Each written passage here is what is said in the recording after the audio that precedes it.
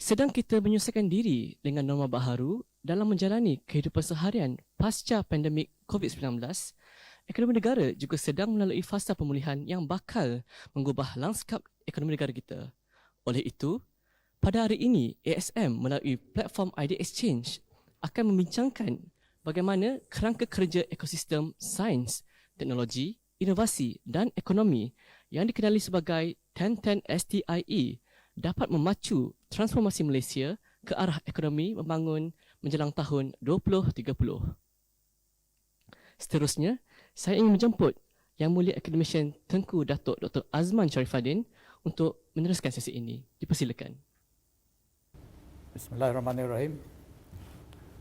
Terima kasih kepada Tuan Pengacara Majlis, Div Hormat, para hadirin sekalian, selamat datang. Saya amat berbesar hati kerana dijemput menjadi moderator bagi forum ideaXchange Akademi Sains Malaysia buat kali yang ke-33.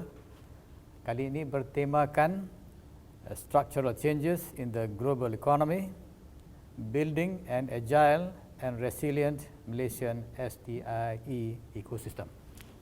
Jadi ceramah kita ada sebelah saya ni, Profesor Mahindran. Saya akan memperkenalkan beliau kemudian untuk membuka sedikit tirai bagi tajuk kita. Kita lihat kepada pandemik COVID-19 yang bermula sebagai krisis kesihatan dan kemudiannya berkembang menjadi krisis ekonomi global yang telah melumpuhkan pembangunan ekonomi negara dengan kadar yang tidak pernah disaksikan sebelum ini. Para hadirin sekalian, untuk menyampaikan yang menyeluruh, izinkan saya meneruskan sesi ideaXchange ini dalam bahasa Inggeris. Once again, welcome to all participants. I believe we are coming from Malaysia, but also from around the world. Interesting phenomenon now. We are able to catch an audience from everywhere. This is a change that I think is very positive, and we should continue to promote it. The importance of the subject, I have mentioned before, let me repeat the title: Structural Changes in the Global Economy, Building an Agile and Resilient Malaysian STIE Ecosystem. It's very important to understand the notion of transformation, which is taking place regardless whether we believe it or not. It's taking place and is driven by many forces. Among the forces actually is science and technology, and is producing change in terms of the economic structure and also the social structure of all countries. And in some people's thinking, it is actually a structural change that also implies a break, a structural break with the past. We will explain all these things as we move along, but let me just start with one of the most important factors of change, maybe the most, is actually change from material production to knowledge. Of course, we are not saying that we have ceased to produce physical things, but in the production of things also, we are using more and more knowledge. And knowledge itself has become a source of innovation and sometimes a source of the product. So social change also will be enforced through this sort of new environment where knowledge comes to the fore. We have new terms like disruptive technologies that lead to disruptive innovation. All these words have certain meanings. I will just introduce two ways of looking at disruption. One is to look at a company competing against another company. The idea is to use disruptive innovation to move ahead against the competition. The other way of looking at disruption is at maybe a country level, where you see entire industries being disrupted by new technologies. So all these things imply one thing: we need to have a very powerful, very agile, very dynamic innovation ecosystem. With the coming of COVID-19 crisis, actually these forces have actually accelerated changes. For example, the move towards automation, the move towards virtualization, not only in terms of production environment, but in terms of actual ways of working. How we actually work, how we live is being changed through the online and interactive virtual networked interaction. E-commerce, for example. And of course, it is implied that many of these changes will not go back to the past. Yeah, these changes are almost irreversible. Now, to talk about transformation, to put it in context in the Malaysian case, transformation is not new. In Malaysia's history, at least we have had a minimum of 2 transformations. The first one was when we introduced industrialized agriculture a century ago. We became successful in the production of rubber, and after that, palm oil. That was, I would say, the Malaysia's agricultural revolution. But we also had another transformation in the 70s when we actually moved into manufacturing. So that was another transformation. And at that time, we actually invited foreign investment to help us in that process. Now, we are going through yet another transformation. And this time around, it is to do with innovation. So perhaps I will just quickly move on to pose 4 questions. But let me first introduce Professor Mahendran before we forget. Professor Mahendran is a fellow of our academy. He's been very active in work in this area. I have known him for 2 decades. Yeah. We worked together for 2 decades. When we first met, I was still actually actively working. And I posed a question to him, which actually he was a good listener. Not only listened well, but worked on the questions. Yeah. And the question then was, how do we measure the importance of knowledge in economic development and even in social development? If you could measure that, how do we actually improve our position? And the same questions I posed 20 years ago are still relevant today. Yeah. So Professor Mahendran, of course, is now the Chief Executive Officer of Monash University Malaysia R&D Student Berhad.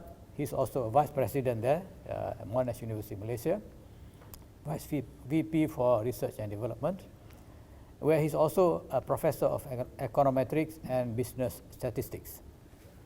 So this is a quick introduction, but he can say more about himself later, as need be. But let me pose the 4 questions that I think he will answer. But I think he will answer more than the 4 questions. But these are my top 4. Question number 1 is, what is the nature of the transformative forces at play currently?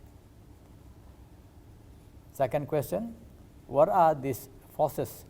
Why are these forces coming together to engender this transformation? They are coming together. They are not working on their own, separately. They are coming together. The third question is, what is Malaysia's position in this emerging world of transformation? And finally, the fourth question, how do we apply these forces for our own developmental purposes? Right? So I think just keep these questions in your mind. Perhaps you have other questions. Professor Mahendran will take about 45 minutes to cover the material. After that, we hope to have at least half an hour of Q&A. Yep. So, welcome, Professor Mahendran. Great. Selamat pagi dan salam sejahtera, Tunku and Puan Hasami and para penonton. Please allow me to speak in English. First, let me thank ASM and MOSTI for organizing this forum. I'm sure all of you all would have attended many webinars and many forums with respect to COVID and the changes that are taking place. And I think every day is a new day. We are learning new things. And I want to provide some insight from our own work. As Tunku mentioned, I know Tunku for a long time, almost 20 years when we first started this journey. The question he posed then and today are very similar. Only the nature, the context we are living is very different. And Today I want to provide some insights into how we see the world, how the world is transforming, what the key impacts are to developing countries such as Malaysia and the global economy. So I've got a short presentation to take you through some of the key trends and key underlying structural changes that are happening in the global economy, also in Malaysia, and how do countries such as Malaysia build a more stronger and resilient ecosystem to not only weather the storm but also lead some of the changes. So I'm going to start with my presentation. So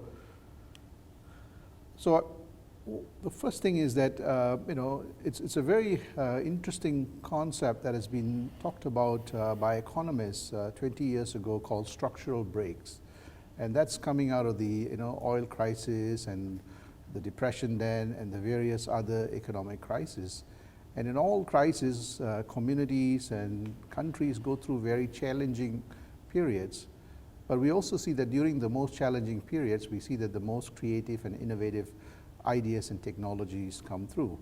How do we capture that and harness that and build a more stronger economies? So I'm going to take you through. Before that, let me acknowledge my research team. We've got a strong research team in Malaysia that is looking at global work. And also I'd like to thank Academy of Science and Monash University for supporting this work. So what I'm going to take you through is the structural change. What are the key drivers? And I think one of the questions that was posed by Tunku was, what's the nature, what's the underlying drivers behind these changes?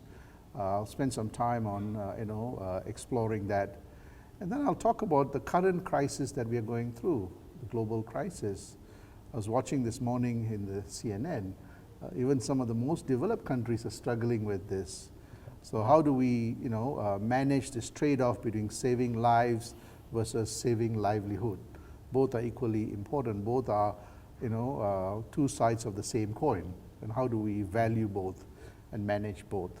And then I'll talk about the context of Malaysia. How do Malaysia leapfrog to the next stage of development, and why it is really critical for us to re-look at our ecosystem that is, as being a part of the global supply chain, is completely being transformed. And if we don't transform it, it's going to be transformed from outside. So again, how do we make that changes? And the next question is that how do we build the wealth in a sustainable way? Malaysia's economy is about 1.59 trillion. Can we, double our income levels so that we have a better quality of life? What will it take, and the type of ecosystem that we need? And we've got some simulation. So let me just take you through quickly of the global trends. We see that the global economy has been transforming, since 1700, and I think most of you all know this, that it's being transformed by technology. From the 1700 onwards, we started seeing a lot of the technological revolution. We've gone through four curves, from the steam engine to electricity to information to now cyber-physical. But while this is happening, the life cycle of this technological revolution is getting shorter. We're now morphing towards the next phase, which is, we're now only in fourth industrial revolution. Some economies are moving on to the next phase, which is more of autonomous machine-to-machine and intelligent system. So technology is racing at a faster pace than many institutions can cope with. And we're seeing that development, and primarily most of the technology is underpinned by a very strong science and technological base. So we are seeing this development taking place at a very rapid pace. And this is another chart that shows that coming out of the global depression in the 20s and 30s, we saw that is the most difficult period. Of course, now I think we are going through a very similar period, but since then, the level of development was phenomenal, and primarily the development was because of technology driving the change. We had scientific discoveries in not just engineering, IT, in biological areas, medicine, and so on. We saw those science, technology, innovation also opening up new markets, and we saw So I see that there are four T's that are transforming the global economy. Transformation is one, but transformation is led by technology, trade liberalization. We had opening up of the markets, and I think we saw a major change in the global economy when China moved into the more open economy. So opening up of the markets, trade, regulation, and technology was also opening up the markets with e-commerce and different business models. The other interesting thing is that technology is also starting to have a major impact on transportation. In many developing countries, transportation is very expensive, but today, technology has made transportation very cheap, and we started seeing a lot more migration of people, movement of people across the globe, goods and services. And the fourth T is transmission. We had a lot more transmission of information and knowledge. But we also, the downside of that is that we also had a lot of transmission of viruses, digital viruses, and now more biological viruses as people starting to move. So we're starting to see an economy that is becoming increasingly converging, and now economies called hyper-converged, which is, and this is where we are starting to see the impact on the global economy. So we're starting to see the interconnectedness of the supply chain and markets. There are positive impacts. Firms and economies can pursue economies of scale and benefit from network externalities. We're starting to see the multiplier effect. That's on the positive side. On the downside, we're starting to see contagion effects, and we're starting to see not just the digital viruses, but also biological viruses that are starting to impact the economies. And how do we manage this? So we're starting to see in this data, you're starting to see, the global phenomenon as economies become more integrated. We're starting to see some major challenges, and of course, starting out with the oil crisis, and then in the mid-'80s, we had this, commodity crisis and the global financial crisis. And I want to come back to a chart that actually shows this structural change. And this is what we see, that, major dips in the global economy due to these financial crises, and we're starting to see the dips, the structural changes are becoming more deeper and more prevalent. And this is because while the economies have been growing, we're also starting to see the interconnectedness is also causing volatility in one corner of the world is reverberating at a much more faster pace. And if you see in terms of, since the last crisis, this is what we experience is one of the major crises. And I'll show you that it is actually making a major structural change in the global economy, including the Malaysian economy. So again, and what we saw was that the COVID pandemic also brought in a collapse of the oil prices. And many economies that were dependent on the oil were also impacted. So there is, in this convergence, we see that there are fairly complex dynamics between the various sectors, which I'll try to unpack. So as I said, interconnectedness is being driven by the science, technology, innovation, and also that's starting to magnify economic volatilities.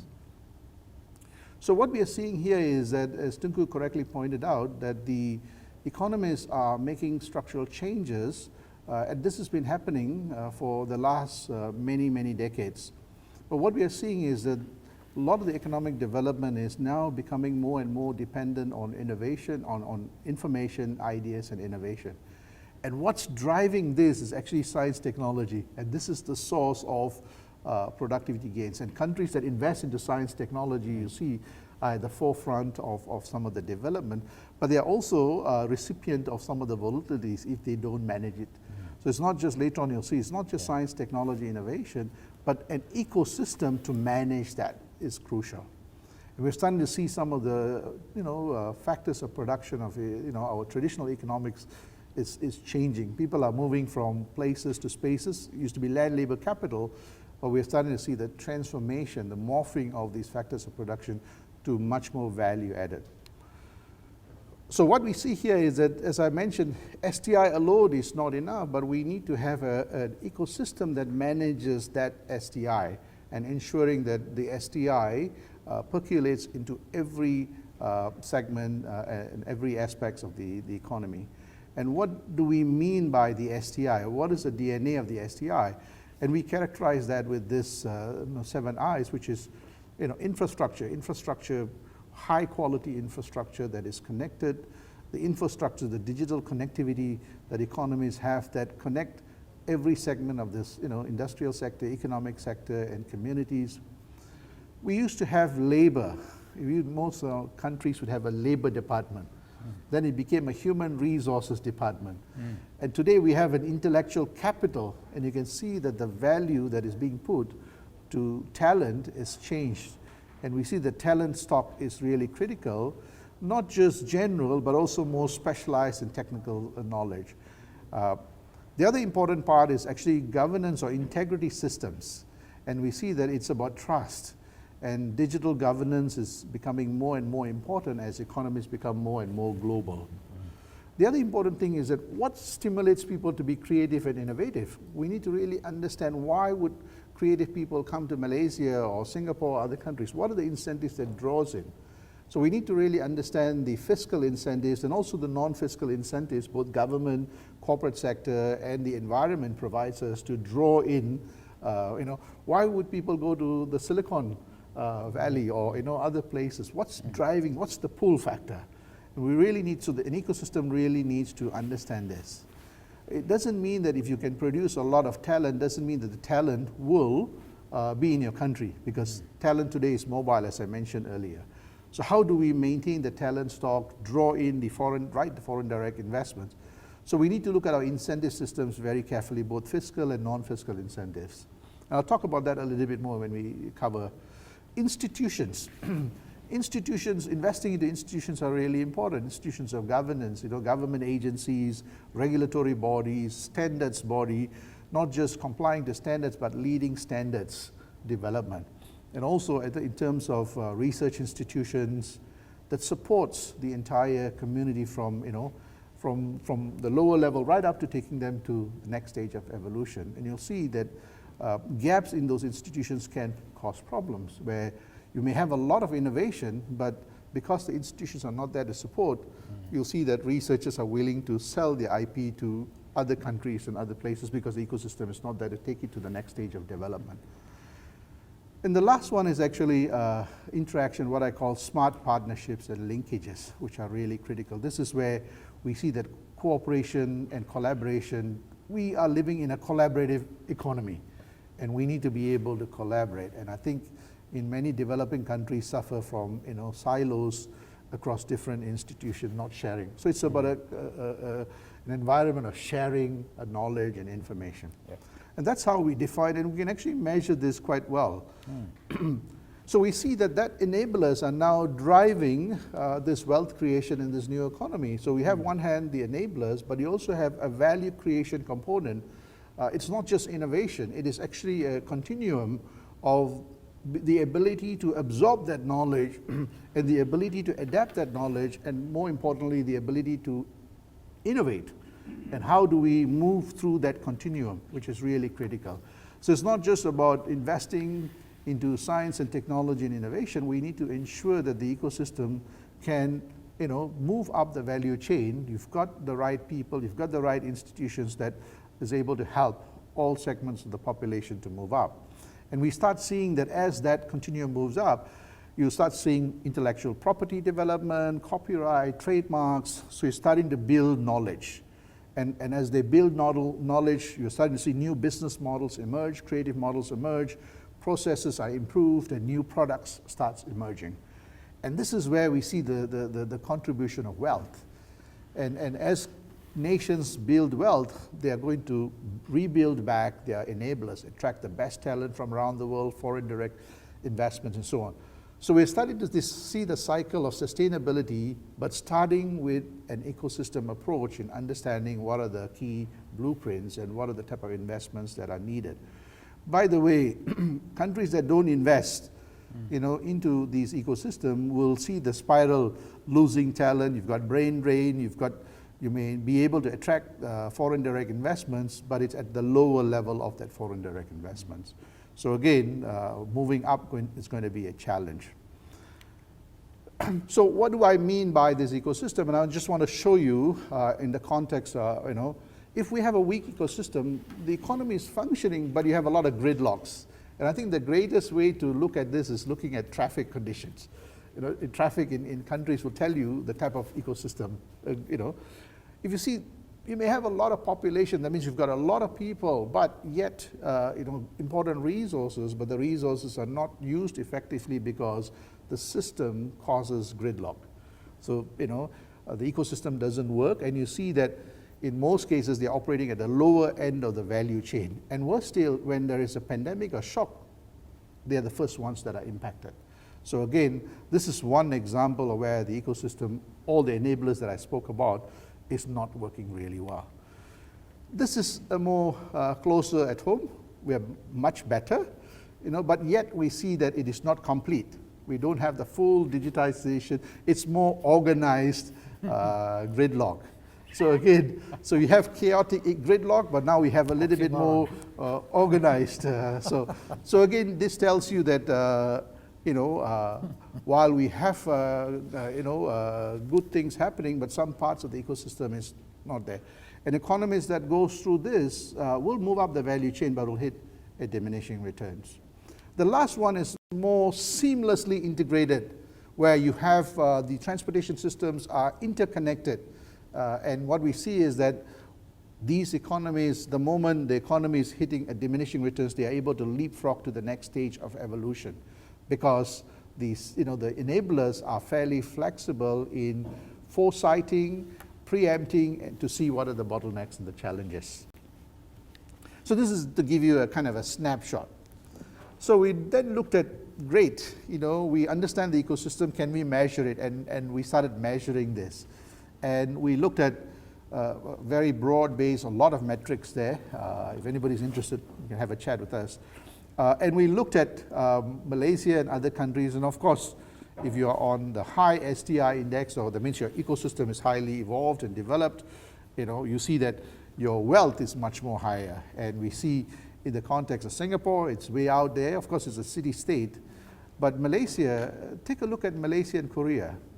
It's quite an interesting phenomena. Malaysia's science and technology and innovation is not bad. It's actually quite good, But where we see is that we are not translating our STI into wealth. So we wanted to explore why do we have the STI wealth gap? What is that? Whereas in the context of Korea, they're able to translate that into wealth. And I was talking to Tunku just now, interestingly, a lot of Korean companies used to come to Malaysia 30 years ago to study a Malaysian economic model and so on. But somehow, some of the science and technology was able to be used and translated into real-world applications that made a difference. And this is where, what is it that is driving this? And this is where it's not about investment. And we saw some of the incentives in investment. Malaysia invests a lot of money into science and technology. The question then is that in education, how can we translate that into higher value? And this is where I think an ecosystem approach is really critical. Another example is that we did a study 3 years ago, and we wanted to map out who are the leaders and the pace setters in the Malaysian economy, and we do have. So we looked at 21 sectors, and they contribute to about $1.51 trillion economy, and we see that many of the technology sectors like IT services, automobile, are what we call our pace setters, pace setter industries. But we have a large number of industries that are very important for the Malaysian economy that remain at the low end of the economy, and they provide a lot of employment. The question then is that how do we lift the game for them? How can the pace setters, the top technology players, help the other sectors to move up the value chain? And this is where we think that while there's a lot of good players and a lot of initiatives that are put in place, how do we complete that ecosystem to draw up and help the others move up the value chain? So again, we need to take a much more holistic approach in understanding. And this is where focus but complete. What are the key technologies that we should be focusing on? Many countries focus their technology that has got an enabler effect or a multiplier effect. So we took a look at all the, this is a study that is done by ASM, and we actually saw, Malaysia has a lot of policies. For a developing country, we have done phenomenally well in terms of crafting through our 5-year plans and so on. And we've done really well as a developing country in terms of building the economy. But the game has changed. The game has become more competitive. How do we suit our policies to an economy where you have converging technology platforms and knowledge systems? And we see that sometimes we have too many initiatives that it dissipates some of the impact. So how do we bring the science and technology initiatives to align better to the socioeconomic? And this is what the framework will look at. So we see that while there's a lot of initiative, we've got economic development or socioeconomic development. On one hand, we have STIs. And over the years, the gap has got wider and wider, partly because the technology, the science and technology has moved on at a faster pace than we could adapt. And this is quite common across the globe that we see. So we need a framework that is agile, responsive, and adaptable, that continuously close the gap and eventually seal the gap.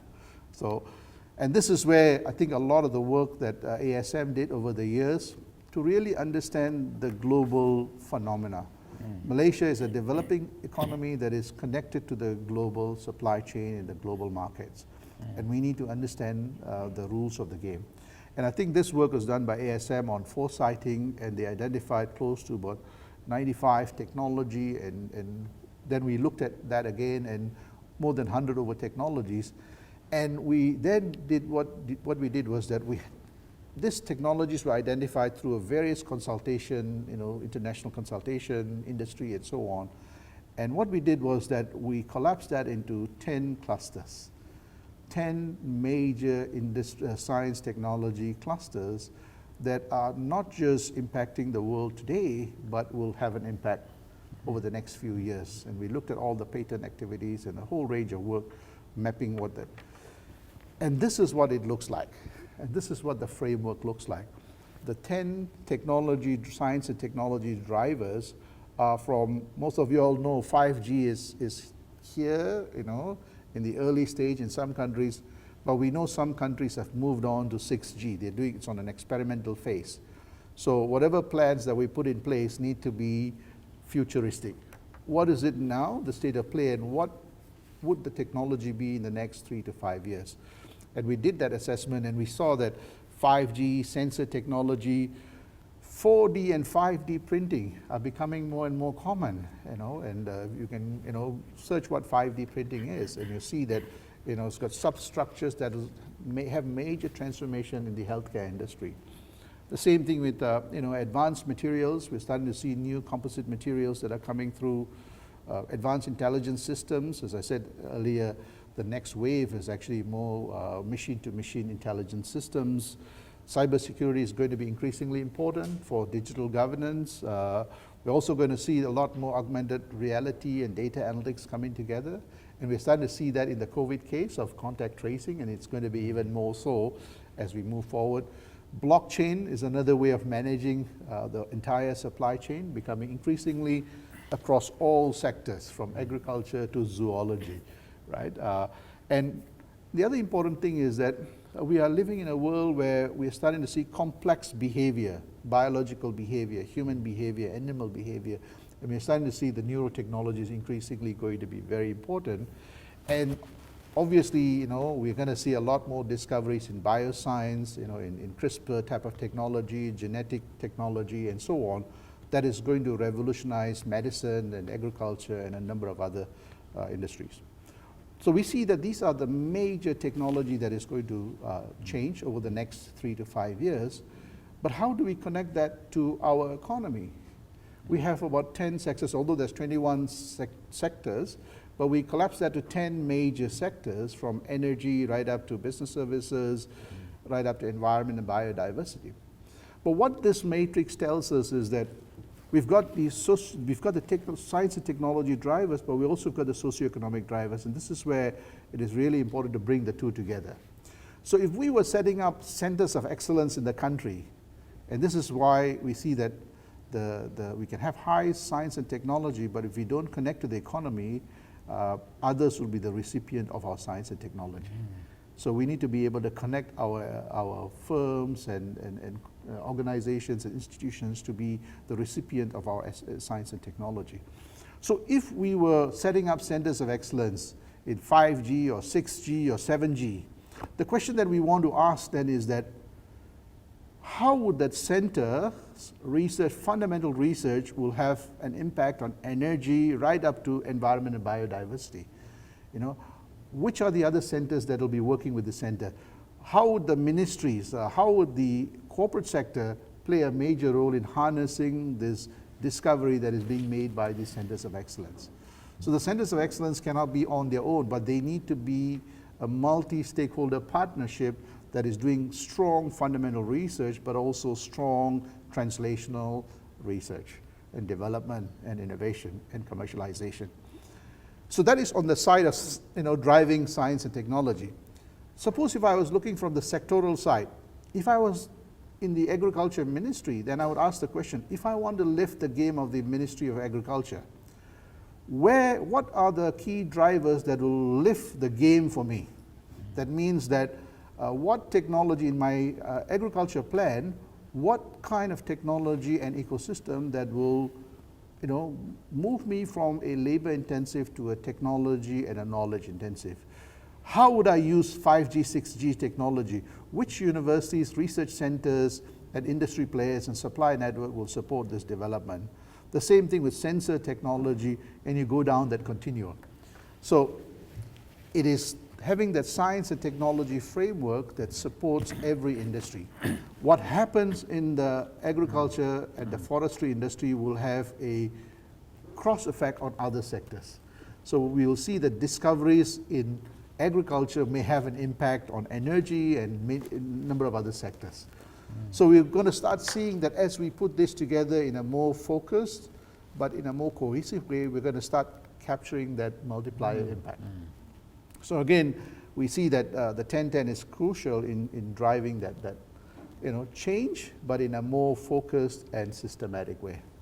And if you look at many of the countries' plans, many of the top countries have actually done that, you see, on where they were putting their. So you've got fundamental research, but very strong translational impact, and it's a multi-stakeholder partnership model. So we see that this framework is a collaborative framework, or all parties coming to this table. You've got the research universities that are leading fundamental research. You've got government research institutes that are also doing a fair bit of fundamental, but a lot more translational research work, working with corporate sector, community organization, and the rakyat on the ground. Because every rakyat, if you give them the right tools, they become an innovator that feeds into the system. So it becomes a collective network brain that supports that ecosystem. So we see that, so I'm going to take you through an example of how this value creation is going to happen very quickly. So we've got this 10 technology. I'm going to show you how in the forestry and what is happening at the present moment globally. And we looked at what other countries are doing. And we see that there is two parts to it. One is that we call technology that is already being deployed by countries. Many are developing countries, and I'll show you some examples. How these 10 technologies are cross-pollinating existing operation and taking it to the next stage of development. We're seeing, in real time, 5G collars are being used to monitor animals, farm animals. Not only just their movement, but also their temperament, their biological, information, all are coming through. And they know exactly which of these animals are sick. How do we isolate them? Animals also have various diseases, so they can actually pick up using this technology and isolate that very, very quickly, right? So we're going to see a lot more of this technology coming on board, and they can, manage those crises at a much more easy. We're starting to see, a lot more molecular genetics, discoveries at the biological level. You're seeing more synthetic edible oils that are coming online. We're going to see a lot more precision farming and smart farming that is increasingly becoming more and more important. And customization, 3D printings are going to make cost of building boats and building many of those tools that farmers and fishermen need, at a faster pace. I've seen a clip where they can produce a boat very, very quickly within 3 days using 3D printing. So again, it's going to drive efficiency, but also drive better reach and richness of products and services.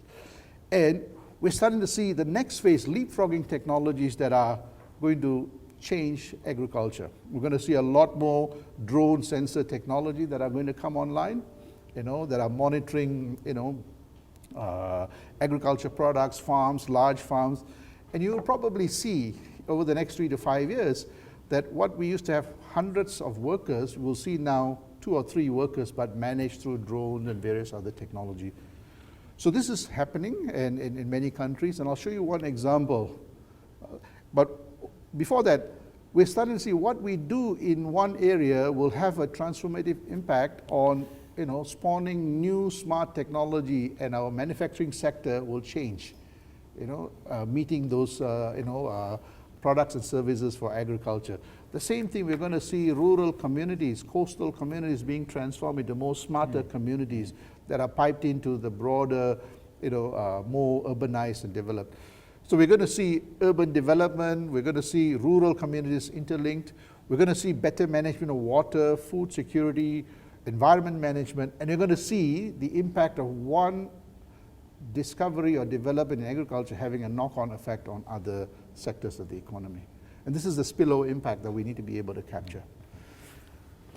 I urge all of you all to take a look at the YouTube clip on how AI system is used in China to look at rubber plantations, how they manage collection of rubber latex. Very, very technology intensive, not labor intensive, and how the rubber latex is essentially done in an efficient way. And increasingly, we are going to see very difficult terrain where agriculture, you're going to see, smart technology creep into. And this is an opportunity for Malaysia. We are an agriculture economy. Whatever we do in fisheries or in our plantations or crops, not only we enhance the efficiency of our own crops, but we also spawn new industries that are technology driven, better softwares, better tools that will meet the needs of other developing countries and similar tropical countries. So what we see here is that an impact on one industry will lift the game we'll start seeing health. If we manage the disease in animals, we can probably prevent it from coming to humans, as we know in the COVID case, So how do we, harness this development in a systematic, orchestrated way that we're able to capture the spillover impact across all the sectors? And we see that this framework enables that if we curate it, and enables a leapfrogging of this different technology. But the beautiful part of this is that not only across sector, but we can actually go down to community by community. And how do we take Dungun, which is a fishing township, and adapt this new technology and help them be part of the global supply chain?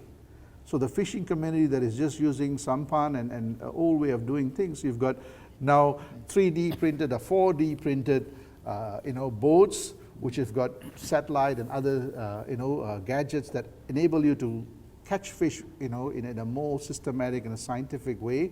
And all these costs, as more people use, will go down. So how do we take communities such as Dungun and Kuala Terengganu and understand what the economic environment is and bring in the 10-10 to be able to lift the game for them? And this is what the challenge would be, is that we have all the science and technology. We need that ecosystem that actually helps us build a more stronger and sustainable community. And this could be done across the board. And we see that there are institutions that can already do this.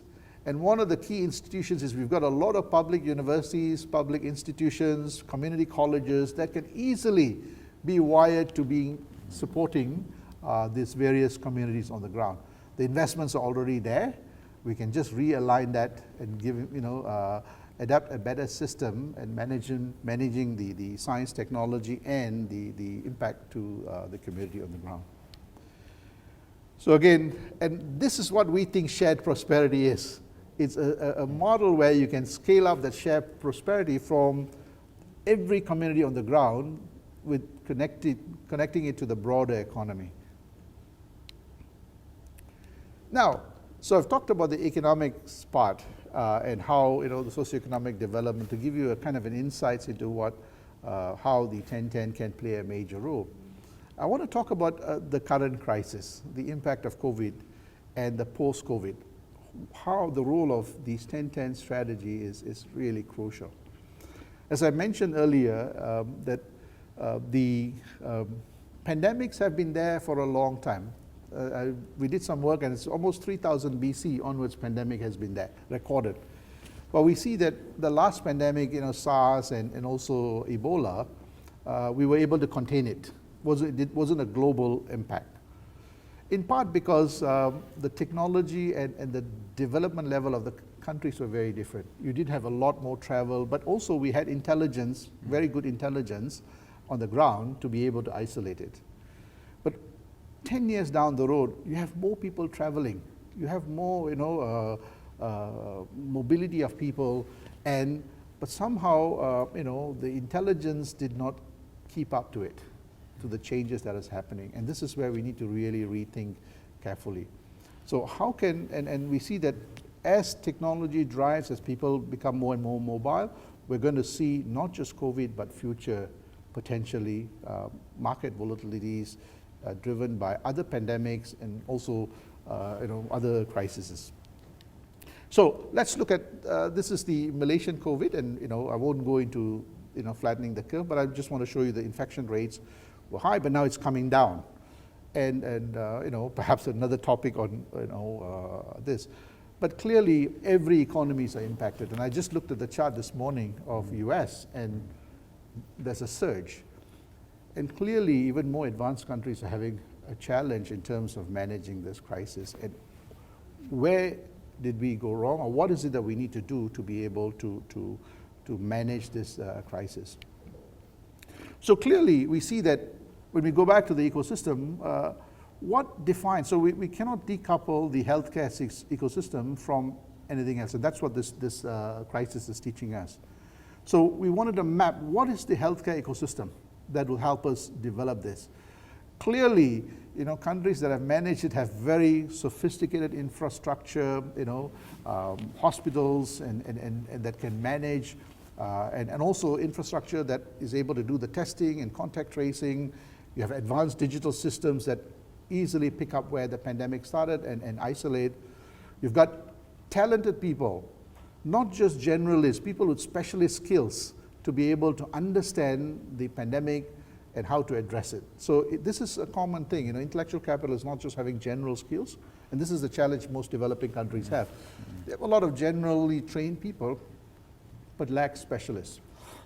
So this is where having specialists, not just healthcare specialists, but also technologies that have got multidisciplinary skills with healthcare to be able to design and developing new technology to manage the crisis from the source right up to managing healthcare. Governance systems, healthcare governance systems, having digital health sharing of information and knowledge across different hospitals and communities.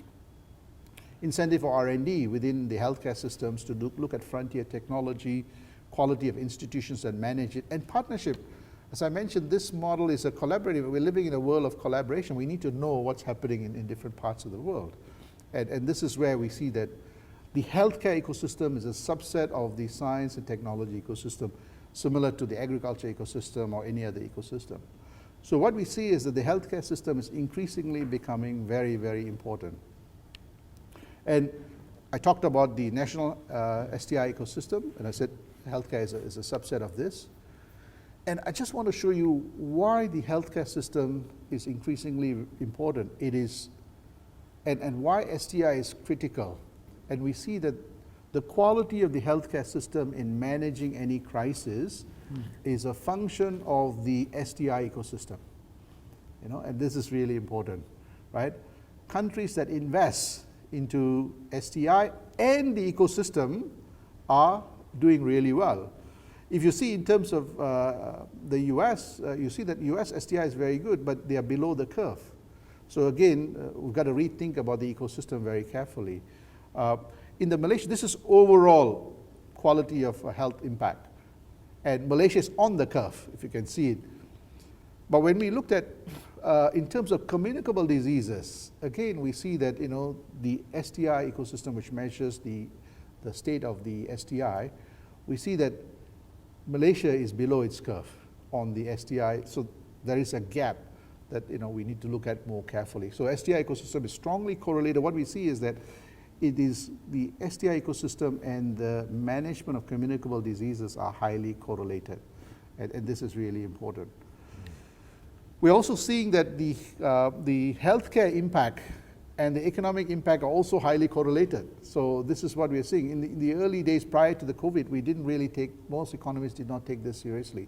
But we're seeing that almost 47% of the the variation in the economic data is dependent on the healthcare.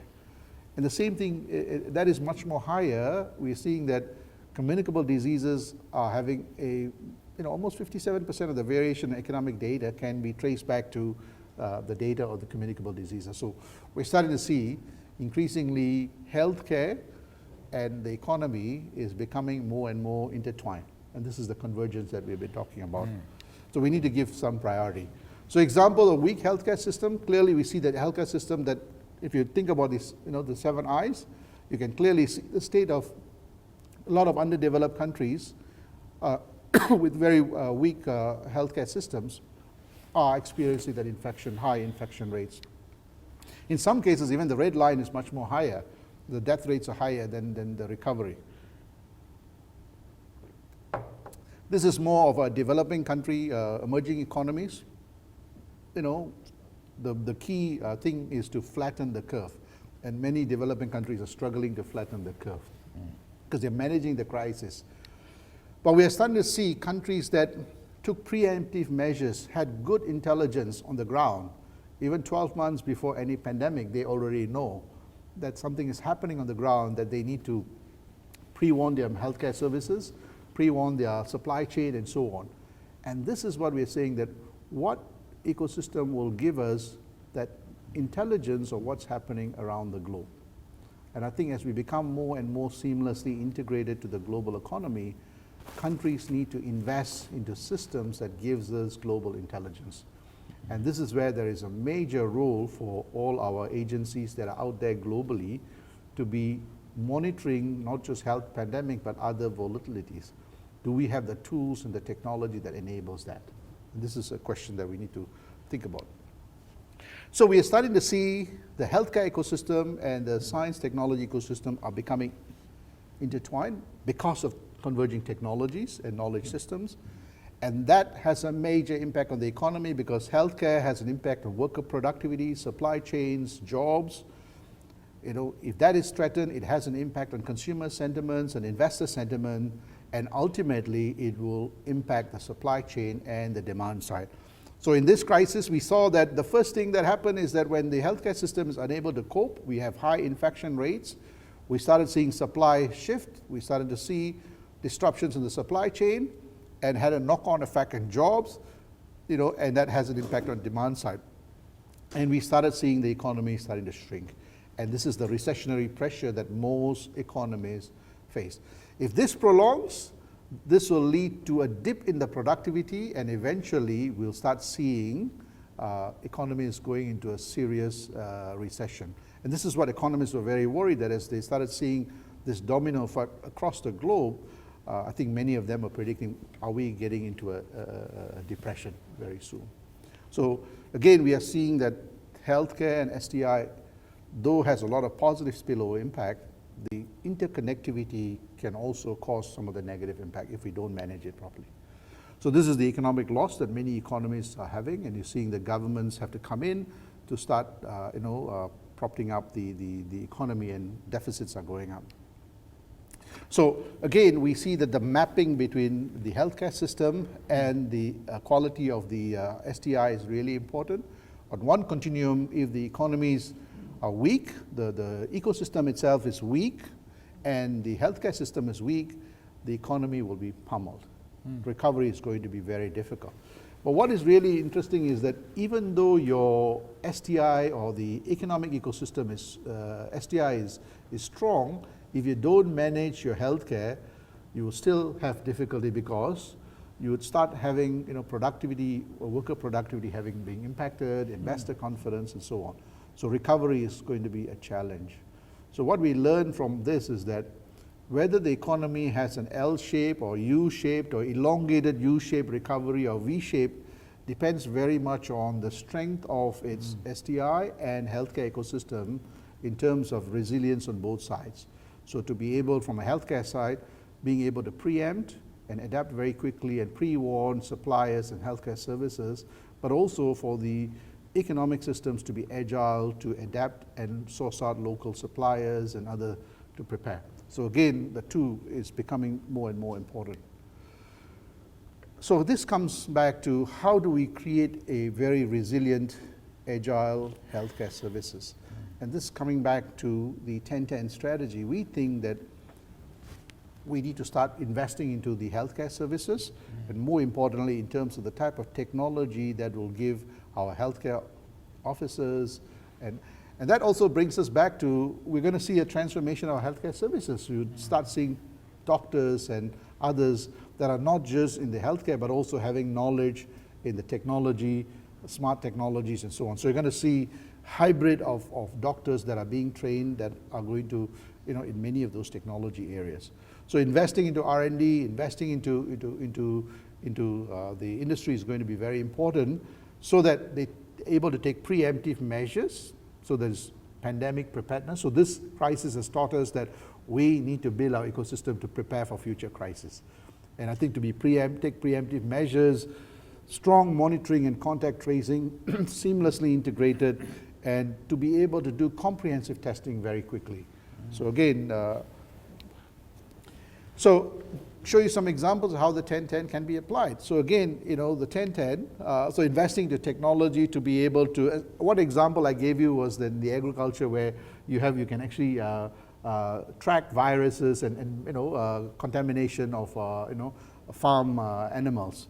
The same thing, we're going to start seeing medical robots, and I've seen some cases where people are testing out so that to reduce the exposure to healthcare workers.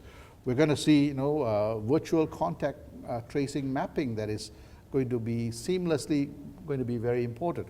Of course, there are issues of privacy and other things that we need to look at, but this is where the regulatory reforms and innovation that we need to come in.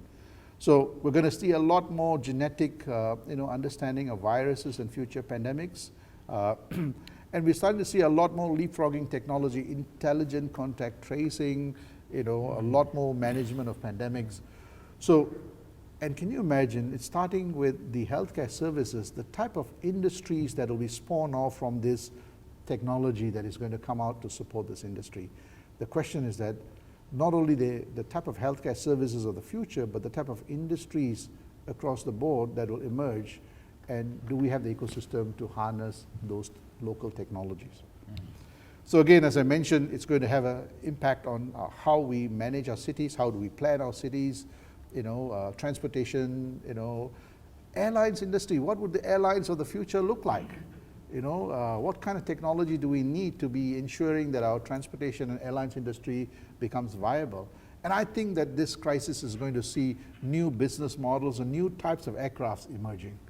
Again, so the question is that do we have Malaysian companies and researchers looking at those things? Yeah.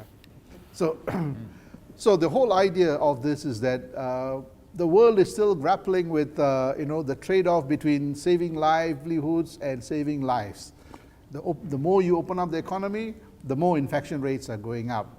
So you've got to curtail the economic activities to reduce.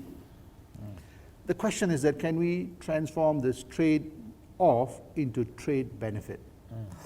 I think I've provided some insights. There is possibilities. There's a silver lining here. The answer is yes.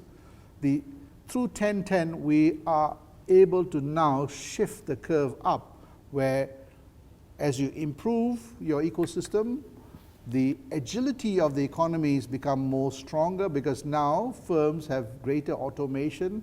Even though there may be a crisis, The operation is still running all remotely, with robots and automated systems, so the economic activity is not impacted.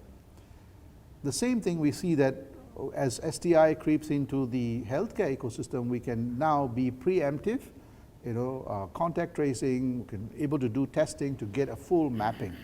So as both ecosystems evolve and develop, I'm not saying ST, science and technology only, I'm talking about the ecosystem. As it evolves and develops, you see that you can actually increase both economic activity and also manage healthcare during a crisis. And what is really interesting is that it starts spawning new sources of growth that we have never imagined. New testing kits, new tools and technology, and so on are going to be increasingly really important. So we looked at all this and then we said, okay, great, how would this impact the economy? And the economists tend to look at things such as, the amount of capital we put in, the labor, the more talented workers you have, it has an impact on productivity, and also the investment that goes in to drive what we call total factor productivity. Yeah. And we clearly see that science technology is critical for the total factor productivity. But more importantly, the science technology ecosystem itself will be very important more important for driving total factor productivity. So if you can lift the total factor productivity through better investments and better talent, you see that you're able to lift the game. How responsive the ecosystem is will have an impact on how responsive the economies are, how agile and adaptable the economies are to any pandemic, not just the COVID, and any market volatility. So this is something that we did before the COVID, and we looked at all the trajectories of Malaysia. And this we did it a year ago before, and we showed that if Malaysia followed a standard status quo, it'll be the black line, and it'll take a while before it hits $3 trillion. If we don't invest, we will end up in the red line, very similar to countries that have trouble like Greece and others. But if we ramp up our ecosystem, we see that we have a potential to essentially leapfrog. And we did the simulation, and by 2030, we predict that if we did it, we've got the ecosystem right with the multiplier effect, attaining $3 trillion economy is doable by 2030.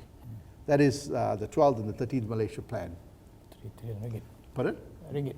In ringgit, 13 trillion. Currently, we are 1.59 trillion, approximately. So that will mean that we need to have a growth, that will mean that we need to have a growth rate of,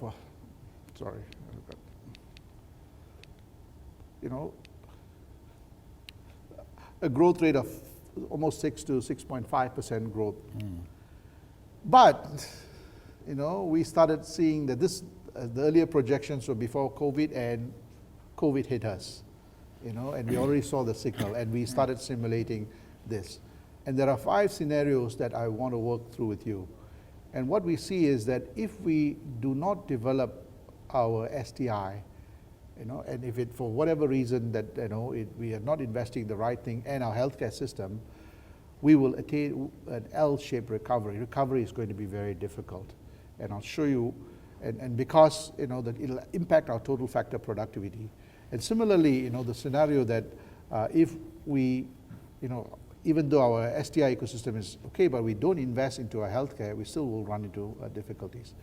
But the current, if we're in the current state of development, which is current STI and current healthcare ecosystem, we see that recovery will take place, provided there is no other crisis or no other, the economists have this term called ceteris paribus, right? Holding everything constant, right? But what we will see is that the recovery will take place, but it'll probably be in 2022. So we'll, because it's going to take 12 to 18 months.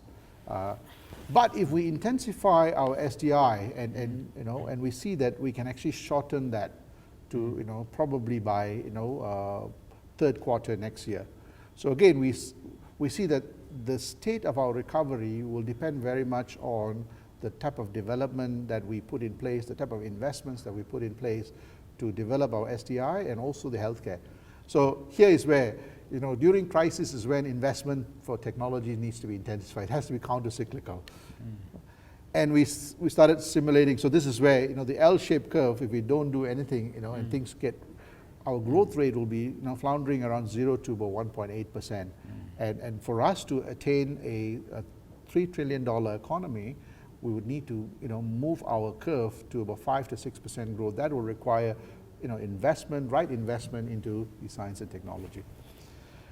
So we then simulated, came back again, and we saw that major curves were shifting down because the pandemic has had an impact on productivity.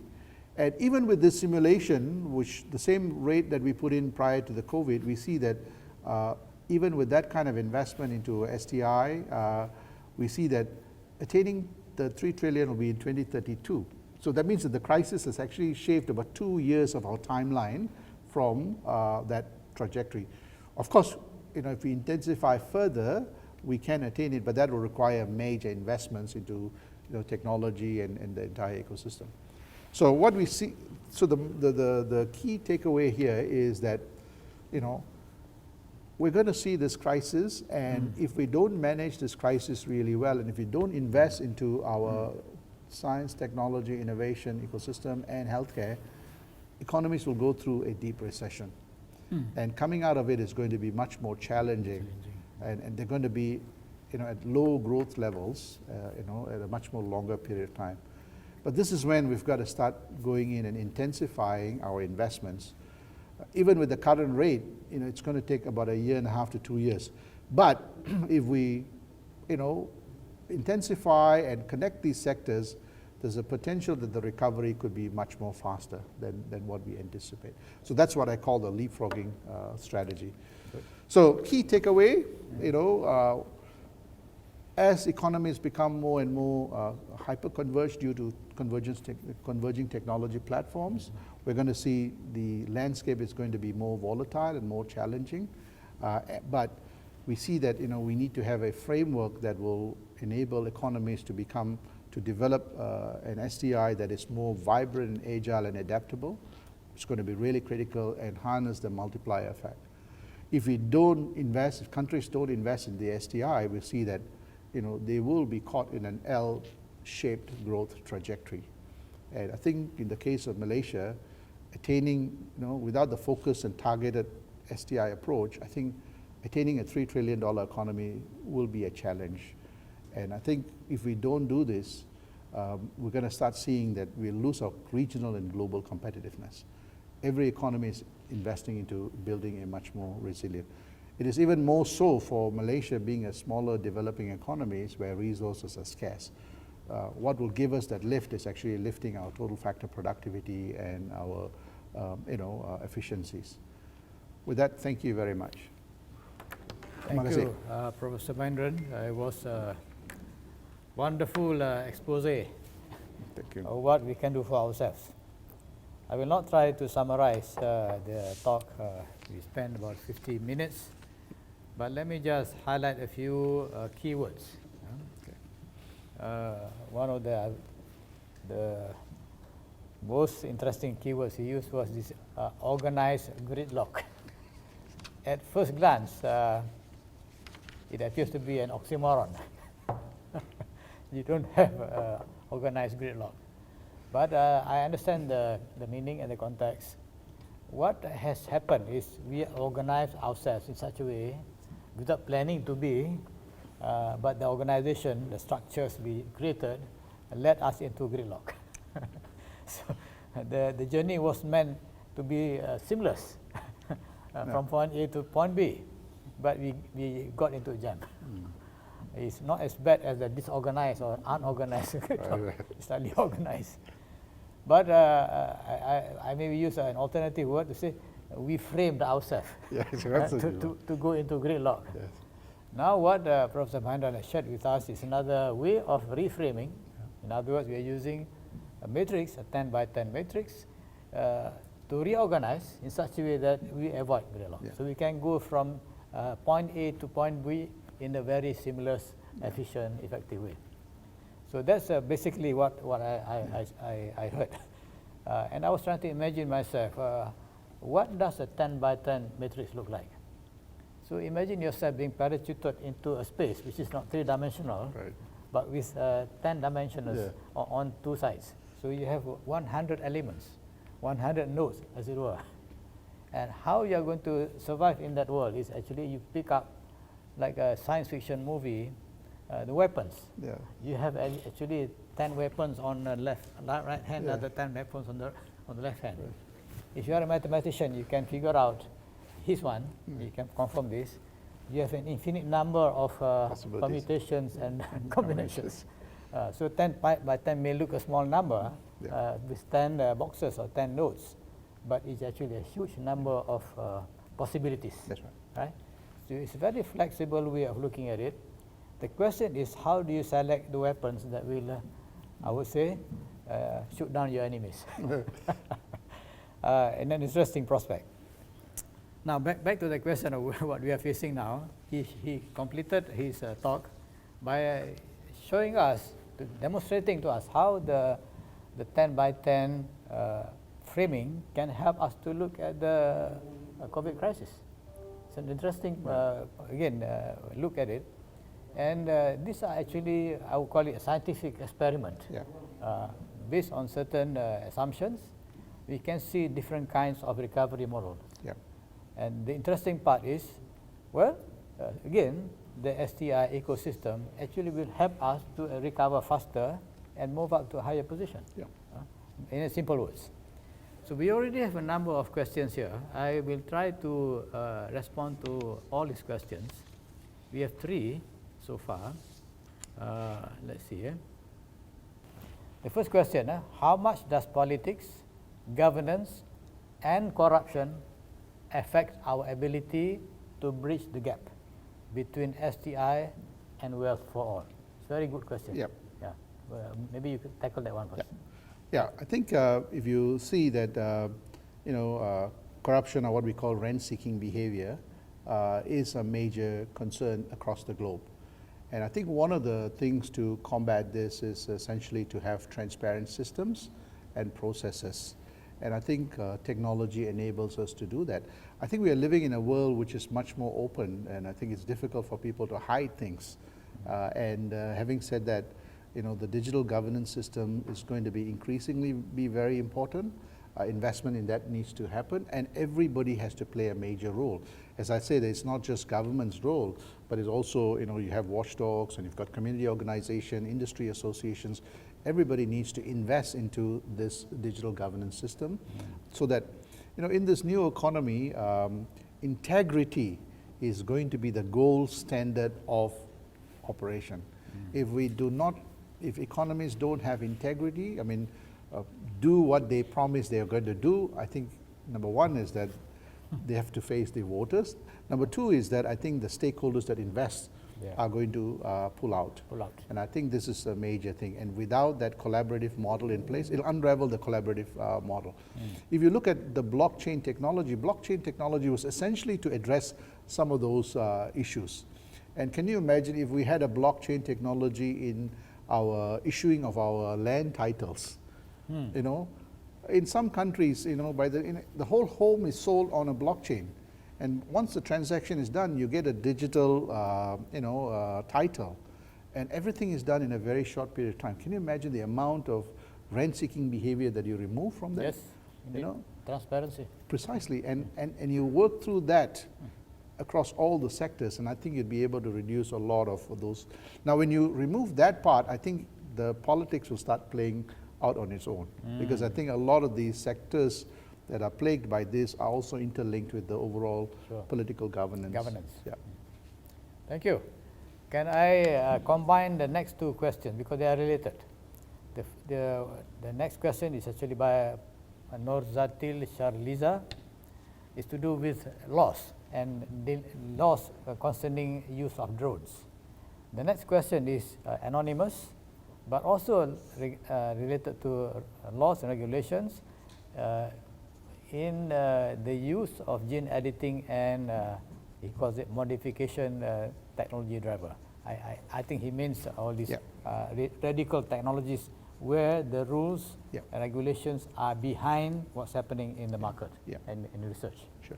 So maybe you can address that. Yes. So I think part of, as I mentioned earlier, the STI is not just investment in STI, but investing into institutions of governance. And part of the institutions of governance is actually our regulatory and legal architecture.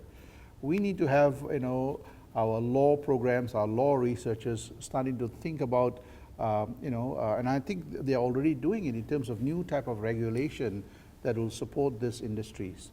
And again, I think, we will see a lot more.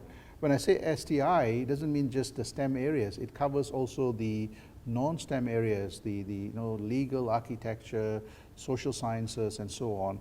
And we will have to start thinking about how do we manage gene editing or medical testing and a whole range of other things, and this is where we've got to reinvent ourselves. And we've been doing that for the last, hundreds of years, If you look at gene modification, the moment we started cross-pollinating the plants, we're already changing the genes. When we take two animals and we are modifying their genetic code to become more resistant to diseases, we're already changing the genes.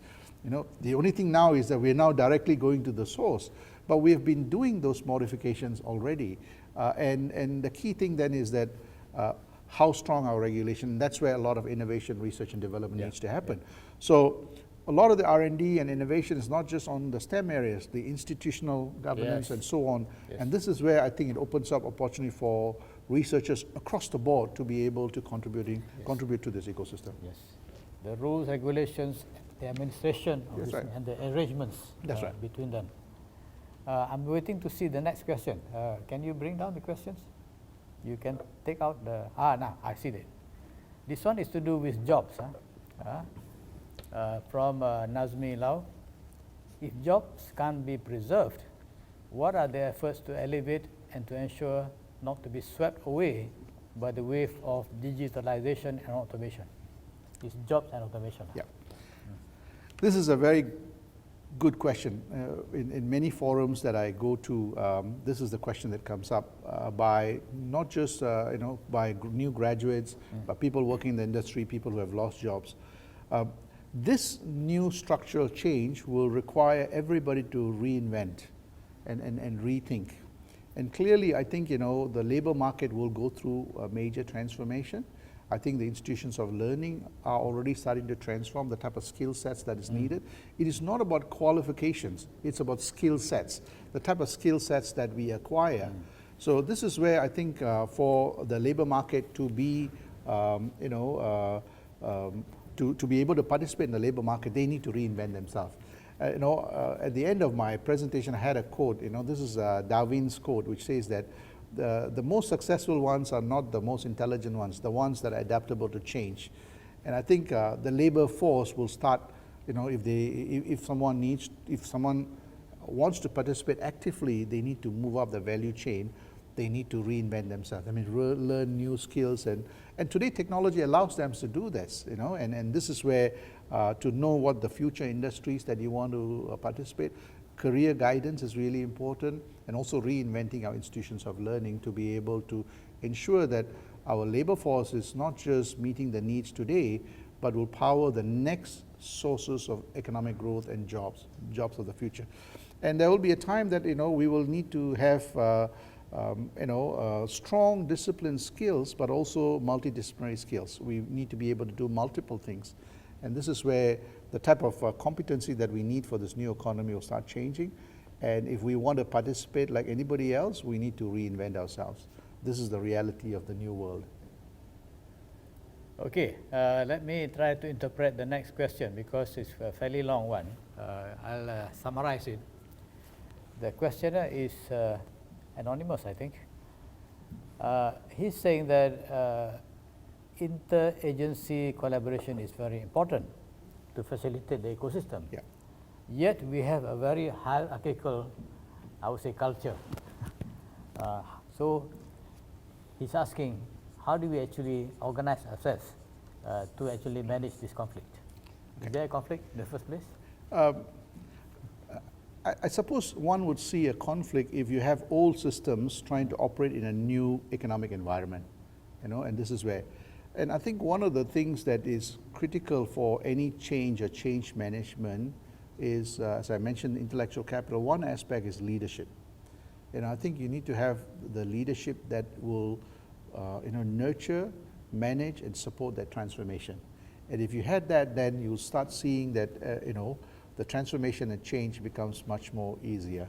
And I think part of the intellectual capital is to nurture the next generation leaders that can actually lead that way. We can't have leadership of the old style in this new economy. We need to reinvent. So as I said, that this new collaborative, structural change that's happening requires everyone to reinvent and adapt. And I think one of the key things is that leaders play a major role. And that is very clear, actually, if you take the most developed countries, the countries that have managed the crisis very well had very good leadership. The countries that has some of the best sophisticated science and technology, lack of leadership has led to many challenges. Perhaps you can expand on that, because we agree leadership is very important, but you also use the word skill sets. Yeah. Can we expand it to look at what are the skill sets necessary for this new kind of leadership? So I think the most important thing is that, number one is that they need to be open to knowledge from everywhere. I think willing to listen, and I think that is the key challenge many organizations have, because no leader will know everything. And I think we need to have a flatter organization where the knowledge, people are comfortable in sharing knowledge, sharing mistakes, and I think part of creative and innovation is actually about making mistakes and learning from mistakes. So I think the first quality the leader needs to have is the ability to listen very carefully and learn. Listen and learn. Yes. The two L's. No? That's right. The next question is from somebody, he calls himself Saya. Saya is me. Let me paraphrase the question. He's asking you the formula to get the 3 trillion economy. Yeah. I thought you already covered that, but maybe you want to explain it again. Yeah. So I think the key in the economy, I think if you see that the economy is dependent on various factors of production, as I mentioned earlier, labor, capital, and also what we call the fusion of that is the total factor productivity, which is an economies that actually enhance their labor, which are talent, which is quality of their talent that can create innovation and creativity is critical, and also the type of investments and where we allocate those investments are important. So those will drive the total factor productivity, and as we invest into the right institutions, infrastructure, intellectual capital, the governance models, the 7 I's that I talked about, it actually has a major impact on your total factor productivity. And as that gets lifted, you see that your wealth starts increasing. And the same thing, if you take an individual, right? If you invest into the skill sets that you have, invest into, the governance things that you need to manage your things, you see your job prospects become much more better. So as an individual, as I tell all new graduates, not only getting a degree, but also invest into other skill sets that you can apply your knowledge, right? Build the contacts and links. Go out and do some of the free leadership, things, helping community organization, all those things that you acquire that knowledge, right? So I'm talking about the individual level, the 7I kicks in. The governance, integrity, you need to have that integrity, right? So at the individual level, if you can do that, you see that your value proposition, it is no more return on investment, it's return on value. As your return on value goes up, you see that you become employable. The same thing with the corporate sector as a firm. As the firm builds their corporate ecosystem using this 7I framework, you see that their value goes up. It's no more, you can transform your scars into stars. What is impossible becomes impossible because now you've got new opportunities. Challenges becomes now new opportunities that you start seeing at the corporate sector level, at the industry level, at the national level is the same thing too. So it requires all these enablers that drives this efficiency and productivity and knowledge sharing culture. We have next somebody who calls himself Ahmad Ibrahim. I guess he's one of our fellows, but it can be somebody else. Ahmad Ibrahim is a very common name. Let me take the question that really may be interesting for us to try to grapple with. It says, which industry should Malaysia venture into? Should we venture into, for example, agriculture, which is seen to be dragging down the ecosystem? I thought you said it's not necessarily so. No. Yeah. No. Why don't we respond to that? So I think, if you see, Malaysia has several key things. What is it that others have difficulty competing with us? And that's what we need to look at. If there are things that can move quickly, that's an area that we find it hard to compete. But what is it that we have that is unique to us that we can create value? Number one is our environment. Number two is that the tropical climate and the vegetations and the agriculture sector. Number three is that the systems that we develop to harness this, because whatever we do there will be relevant to the other industries. So number four is that our people, we have got one of the most diverse community on the ground, and we are, and fairly open economy. So we see that, most people think although agriculture is seen to be laggard, it has got the most potential for us. Yes. You see, and I see that as we become more technology savvy, I think the agriculture sector will lead the way. Okay. Would you like to show that graph where you show the competitiveness of the current industry, and how would you move agriculture up? So maybe you can show that. Yeah, so I because think you can explain that. the key thing is if they can pull out the slide, that'll be Can great. you pull that slide? So That curve? That one, I memorized it. yeah. Agriculture at the bottom left. Yeah, so if you see, in terms of why agriculture is low, is that, you see, our manufacturing and all these sectors are fairly high tech. We've got, telecommunication, ICT, and so on. If we are able to draw that into our agriculture, bringing smart farming, exactly like what China and others are doing, Yes. I was fairly surprised to see the rubber industry is being transformed in China. Actually, we could easily do that, right? But we need to connect our researchers to those, the translational impact. So the key thing is that taking the 10-10 to be able to harness the agriculture sector, and we'll start seeing that we will not only address the food sustainability issues, we will be a net exporter of food. Yes. But not only net exporter of food, but net exporter of technologies that are related to the agriculture and the food industry. And, dovetailing that with the halal, dovetailing that with our halal industry, Yes. So this is where we see that. Okay. So, Professor Manu, can you interpret this diagram? Sorry. Yeah. So that we give a bit of a concrete feel to what we are saying. So what we are seeing here is that the knowledge content and the level of innovation in agriculture and many wood-based industry and so on are still fairly low because, even in food cases, we have to be dependent on foreign, food supply. So as I mentioned earlier, if we are able to take the 10-10 and infuse it into the agriculture sector using smart farming, better. Number one is that we become less labor intensive. That in itself is a foreign capital drain for us, right?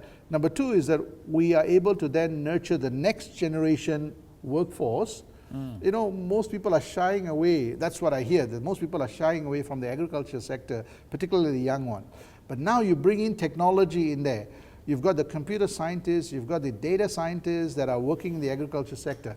The complete feel and support for the agriculture changes. You've now got a more professional, a technology-driven sector that will lift, both bring in the investments, but also bring in the productivity gains.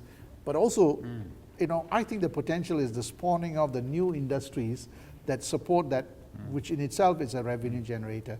So, though many of them are laggards, the potential growth, I think, is phenomenal. It'll have a major spillover impact.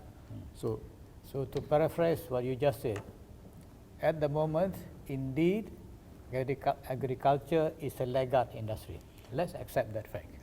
But potentially, if we infuse more technology, more knowledge, more ecosystem approach. Yeah. then we are likely to take it up to the highest level. That's There's right. no stopping. That's right. It's a matter of getting it right. That's right. So get out of the gridlock. I think we have run out of time. All right. I can't take any more questions. Sorry for stopping at this stage. But I want to thank Professor Mahendran for sharing with us his very good research and his thoughts. Speaking for the academy, we are going to continue to work on this. You see more serials coming from us on this very subject, how to build the ecosystem. And that work can last for the next decade, easily, because we already spent 2 decades on it. That's right. Why not another decade? No problem. Of course, for now, let's have some clear idea of where we are and where we're heading. Yeah. Where we are, the whole country, is actually still geared for growth, but based on infrastructure. Yeah. We have good infrastructure relatively, we can grow. But the growth rate will not be as good as if you were to compare with another country that uses its knowledge resources, its people resources, its ecosystem better than us. Yeah. So in order to move ahead, we need to build that more, I would say, collaborative ecosystem that is able to use science and technology in a more effective way. Basically, that's what the takeaway is. That's right. So we thank you again for participating in this webinar, and that's it for now. Thank you very much. Thank you. Thank you. Terima kasih kepada penonton yang menyertai forum ideaXchange pada pagi ini. Semoga penonton semua dapat memahami dan membantu mencorak pembangunan ekonomi negara ke arah yang lebih maju berpandukan kerangka 1010 STIE. Bagi penonton yang berminat untuk mengetahui serta menyertai program-program anjuran ASM yang akan datang, bolehlah melawat laman sasawang kami di www.academyscience.gov.my atau mengikut platform sosial media kami di Facebook, Twitter dan Instagram. Semoga berjumpa lagi pada sesi ASM yang akan datang. Sekian, terima kasih.